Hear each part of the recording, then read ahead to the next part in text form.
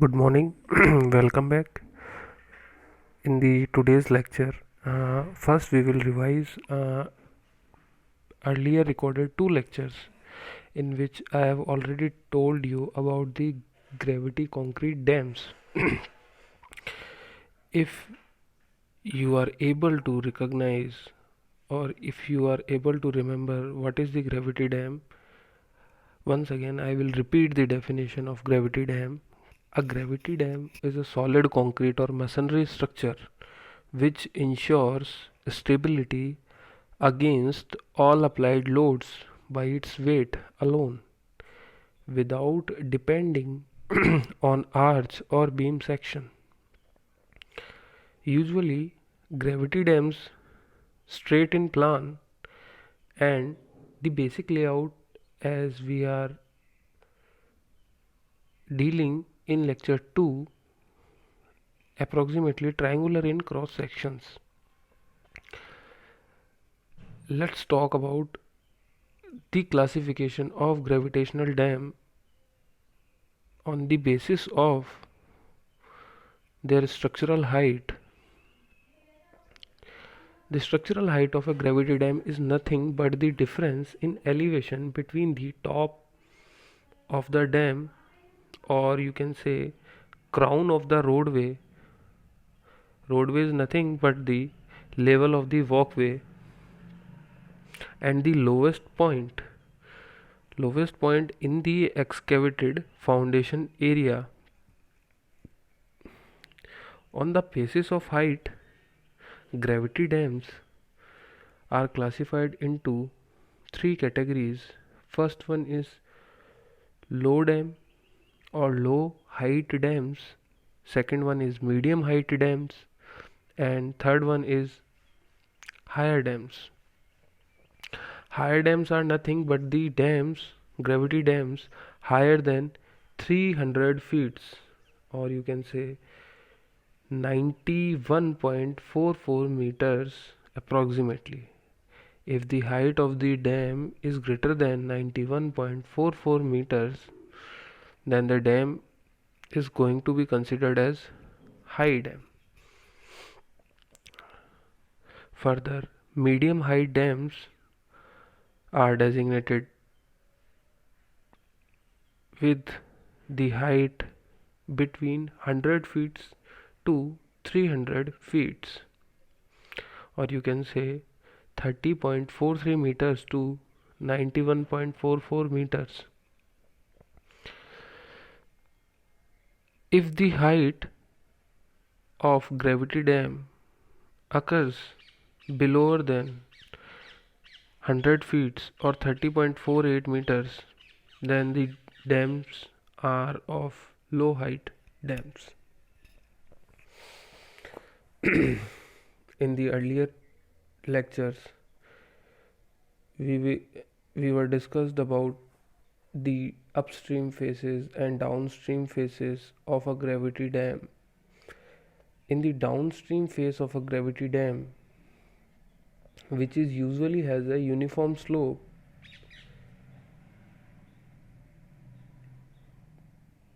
that is extended would intersect the vertical upstream phase at or near the maximum water level in the reservoir. As all of you have my PDFs of concrete gravity dam, in this PDF you can easily see the upper portion of the dam is made thick enough to accommodate the roadway or other required access, as well as the roadway is also provided with enough thickness of dam to resist the shock of floating objects in the reservoir. The upstream face of a gravity dam is usually kept vertical so that most of its weight is concentrated near the upstream face to resist effectively the tensile stresses due to the reservoir water loading. In simple words, you can say that the tensile stresses generated due to reservoir water loading are catered by the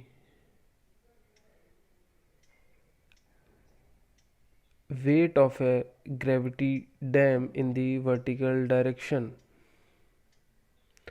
The thickness of the dam provides resistance to sliding action.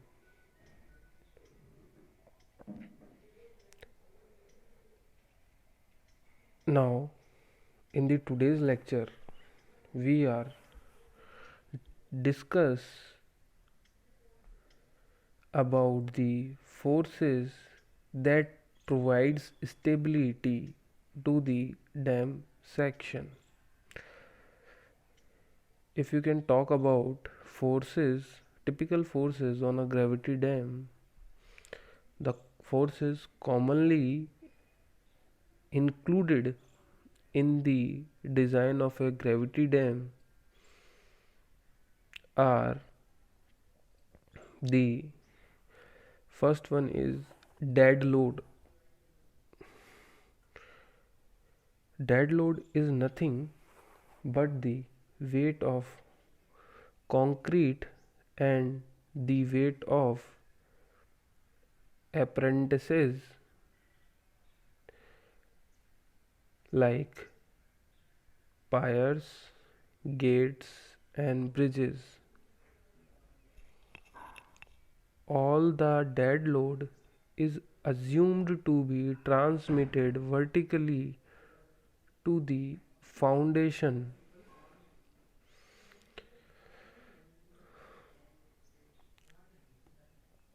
So, first weight of the dam is covered.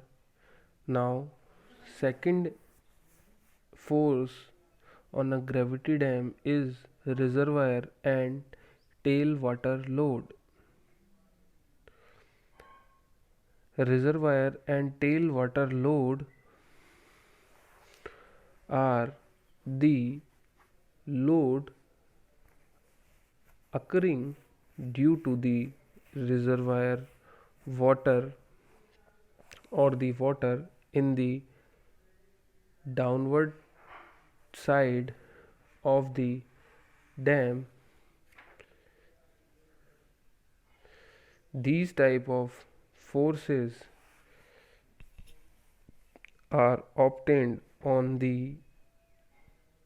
various on the retrieval of various type of data such as reservoir capacity, storage allocation, and stream flow records, flood hydrographs, and reservoir releases for all purposes.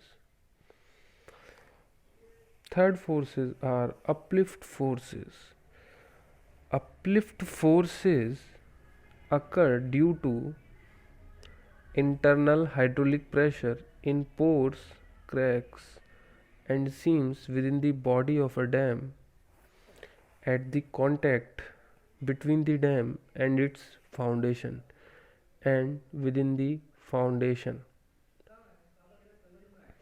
The distribution of internal hydrostatic pressure along a horizontal section through a gravity dam is assumed to vary linearly from full reservoir pressure at the upstream phase to zero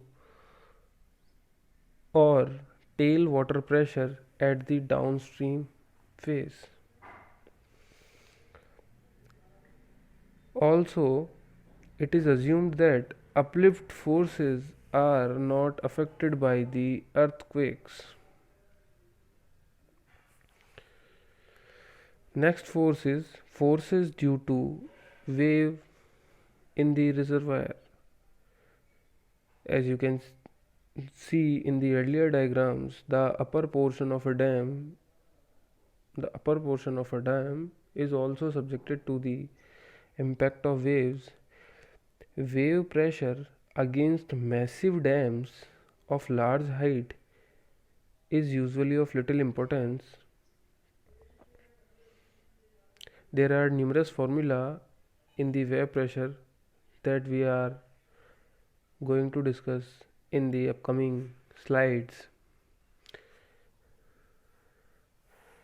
Next, pressure or force due to ice.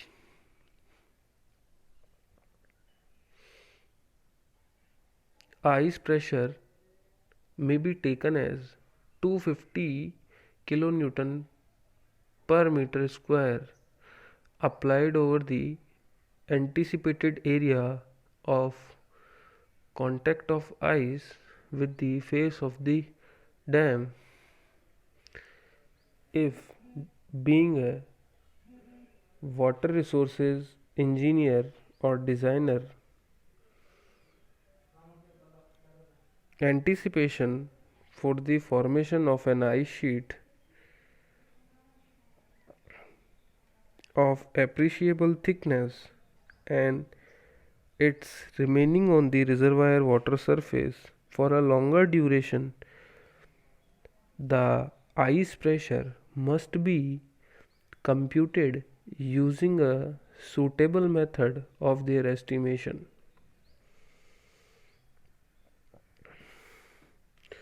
Next pressure or load is silt load. The construction of a dam across a river carrying sediment invariably results in reservoir sedimentation, which causes an additional force on the upstream face of the dam. If a flowing river is being acted upon by the construction of a gravity dam, the sediment carried out by the river applies a force on the upstream side of a dam. This horizontal silt pressure is assumed equivalent to a hydrostatic load exerted by a fluid with a mass density of 1360 kg per meter cube, and the vertical silt pressure is assumed equivalent to that exerted by a soil with a wet density of 1925 kg per meter cube. Next force is earthquake force. Earthquake force is very important in the designing of gravity dam, as we all are aware about the gravity dams are elastic structures. These dams should be designed such that they remain elastic when subjected to the design earthquake. Now, the term design earthquake is nothing but it can be determined by consideration of historical records of earthquake to obtain frequency of occurrence versus magnitude. Second method of design earthquake consideration is useful life of the dam, and third approach is the statistical approach to determine probable occurrence of earthquake of various magnitudes during the life of the dam. A gravity dam should also be designed to withstand the maximum credible earthquake which is defined as the one having a magnitude usually larger than any historical recorded earthquake. During earthquake impart random oscillations to the dam which increases the water and silt pressure acting on the dam. An earthquake movement may place in any direction. Both vertical earthquake and horizontal earthquake load should be applied in the direction which produces the most unfavorable condition. For a gravity dam,